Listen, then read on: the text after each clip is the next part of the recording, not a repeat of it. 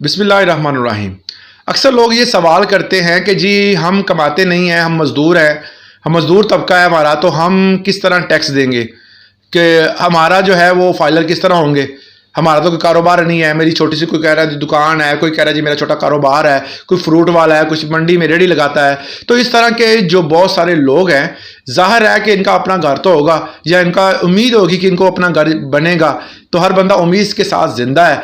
तो अगर कोई बंदा जिसकी प्रॉपर्टी नहीं है, जिसका कारोबार इतना वसी नहीं है, वो भी फाइलर हो सकता है।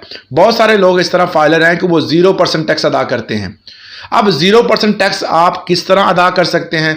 अगर हुकूमत ने एक क्राइटेरिया सेट कर दिया है, उस क्राइटेरिया के अंडर अगर आप आते हैं तो आप टैक्स देंगे।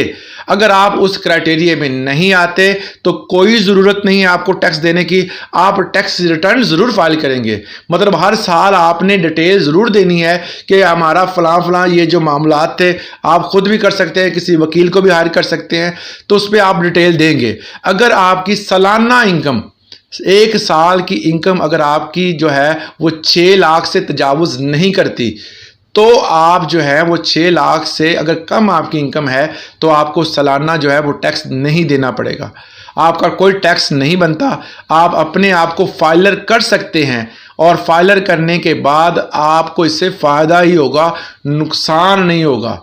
हुकूमती कागजात में आप आ जाएंगे और आपको इससे फ़ायदा होगा। कभी इन केस आप प्रॉपर्टी ख़रीदते हैं तो आपको उसमें बहुत सारा पैसा जो है वो टैक्स की सूरत में ज़ाया होने की बजाय आपका बच जाएगा।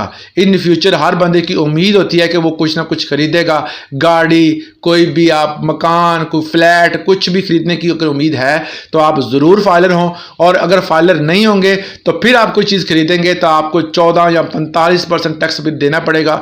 फिर आप कहेंगे जी अगर फाइलर होते, फिर आप वक्ती तौर पर फाइलर होंगे तो उसका नुकसान होगा। आज के लिए इतना ही। इसी तरह की इन्फॉर्मेटिव वीडियोज़ के लिए हमारे चैनल को सब्सक्राइब करें।